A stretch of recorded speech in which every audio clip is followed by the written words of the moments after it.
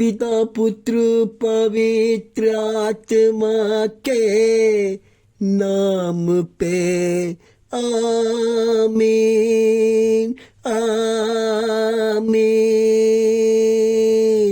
आमीन आमीन। हो पवित्र आत्मा आजा आजा मेरे पवित्र प्रार्थना में आजा। ओ पवित्र परमेश्वर, ओ शांति देने वाला परमेश्वर, प्रभु आज के दिन कहते हैं, आज के प्रार्थना में हम तमाम लोगों को आशीषित करूंगा, तमाम लोगों को चंगा करूंगा, तमाम लोगों को घर में मैं जाके उनके परिवार में बसूंगा। यह प्रभु का वादा है। इसलिए परमेश्वर आज का शीर्षक में कहता है कि निराश मत हो, निराश मत हो। निराश मेरे जीवन से निकाल दे। आप अपने जीवन से निराश को निकाल दे। परमेश्वर कहते हैं निराश एक शैतान का हथियार है। क्या आप निराश होना चाहते हैं? क्या आप गिरना चाहते हैं? क्या आप ऊपर नहीं उठना चाहते हैं? अगर आप वो ऊपर उठना चाहते हैं, अगर आप तरक्की करना चाहते हैं, अगर आप शांति पाना चाहते हैं, अगर परमेश्वर के चरणों में रहना चाहते हैं, तो अपने मुंह से अंगीकार कीजिए, हाँ मैं परमेश्वर के चरणों में रहना चाहता हूं, मैं परमेश्वर के संग चलना चाहता हूं। और परमेश्वर इस प्रार्थना के द्वारा, यह कोई मामूली प्रार्थना नहीं है, यह प्रार्थना पवित्र आत्मा का प्रार्थना है। जो कोई इस प्रार्थना को सुनता है उसके जीवन में चमत्कार होता है। प्रभु ये कहता है, जो कोई इस प्रार्थना को सुनेगा आंख बंद करके उसके जीवन में चमत्कार होगा, उसके जीवन में शांति आएगा। हर बीमारी, हर कष्ट, तकलीफ परमेश्वर को छुएंगे। और परमेश्वर कहते हैं कि मैं प्रार्थना के माध्यम से ही लोगों को आशीषित करता हूं। प्रार्थना के माध्यम से। आज प्रार्थना क्यों जरूरी है? सवाल मेरा, प्रार्थना क्यों जरूरी है? प्रार्थना परमेश्वर के संग चलने का एक नींव है। जब हम प्रार्थना करते हैं परमेश्वर के संग जुड़ते हैं। प्रार्थना का मतलब होता है, प्रार्थना का मतलब क्या होता है? जब कभी आप किसी के पास जाते हैं, डायरेक्ट कहते हैं कि मुझे पैसा दीजिए, मुझे 1000 रुपया चाहिए, चाहे आप अपने माता या पिता किसी से, लेकिन नहीं, जब प्रार्थना के, जब नम्र विनती से, आराम से, खुशी से जब उनसे कहते हैं पिताजी मुझे 1000 रुपया चाहिए, पिताजी मुझे ये काम करना है, जब आपके बातों में नम्रता रहता है तो पिता भी खुश हो जाता है। इसलिए आज हम परमेश्वर को आपके बीच लेके आया हूं। प्रार्थना के द्वारा मैं हमेशा प्रार्थना करता हूं, प्रार्थना के द्वारा। हे पिता, मेरे प्रार्थना को जरूर सुनना। हे पिता, मेरे सुनने वाले को जीवन बदल देना।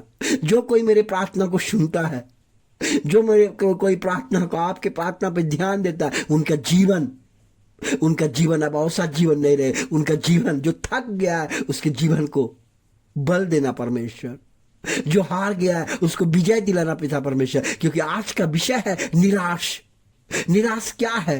निराश एक शैतान का हथियार है। परमेश्वर कहता है मैं उनके हथियार को काट के फेंक दिया हूं, अब तुम जिंदा हो जाओ।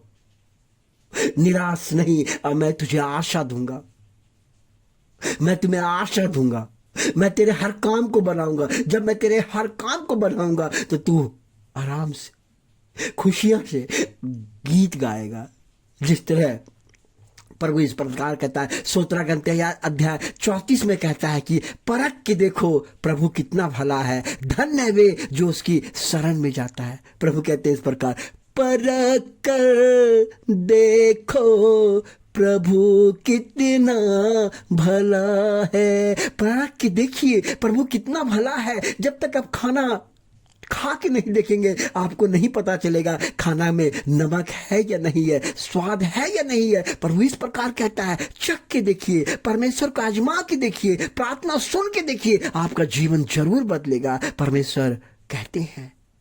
उसके बाद कहते हैं कि धन्य है वे जो उसकी शरण में जाते हैं। धन्य वे व्यक्ति जो उनके शरण में जाते हैं, जो इस प्रार्थना को सुनते हैं, जो आंख बंद करके सुनते हैं। परमेश्वर कह रहा है कि वह धन्य व्यक्ति, वो आगे बढ़ेगा, शांति पाएगा, परिवार में विजय होगा, हर काम नाम में उनको विजय मिलेगा, परमेश्वर कहते हैं। इसलिए परमेश्वर कहते हैं कि धनी लोग दरिद्र बनकर भूखे रहते हैं, प्रभु की खोज में लगे रहने वाले का घर भरा पूरा होता है। धनी लोग को ऐसा आप मत समझिएगा कि उसे कोई चीज का कमी नहीं है। प्रभु कहते हैं कि धनी लोग का, यहाँ पे स्पष्ट कह रहे हैं कि धनी लोग भूखे बन के रहते हैं। अगर आपके कान है तो सुन लीजिए। और कहते हैं कि प्रभु के खोज में लगे रहने वाले का घर भरा पूरा रहता है, क्योंकि जब आप परमेश्वर को खोजते हैं, आपका घर, आपका परिवार, आपका बाल बच्चे का जीवन बदलता है, आपका कष्ट, आपका बीमारी दूर होता है। हे परमपिता परमेश्वर, मैं प्रार्थना करता हूं पिता परमेश्वर, प्रभु जी आप मेरे प्रार्थना को सुनिए।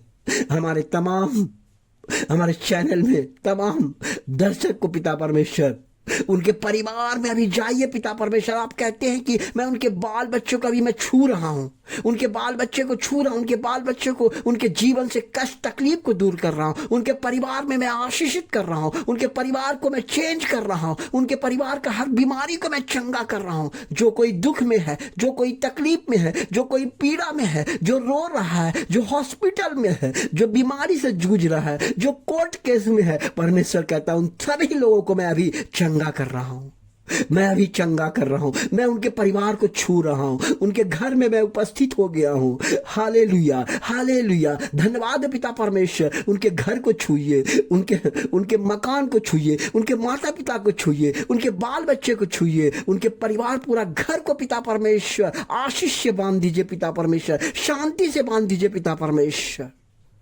धन्यवाद पिता परमेश्वर।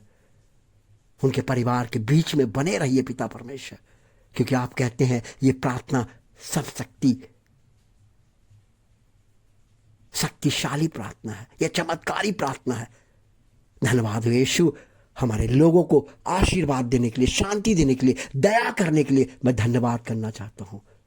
उनके परिवार से निराशपन को दूर करने के लिए मैं धन्यवाद करना चाहता हूं। हालेलुया, हालेलुया, हालेलुया पिता परमेश्वर। हमारे प्रार्थना में आने के लिए, हमारे लोगों को चंगा करने के लिए, छूने के लिए मैं धन्यवाद करना चाहता हूं, क्योंकि जहां प्रभु है वहां आजादी है, जहां प्रभु है वहां चंगाई है, जहां प्रभु है वहां शांति है। धन्यवाद यीशु, हमारे जीवन में आने के लिए। हालेलुया, आमीन, आमीन, आमीन।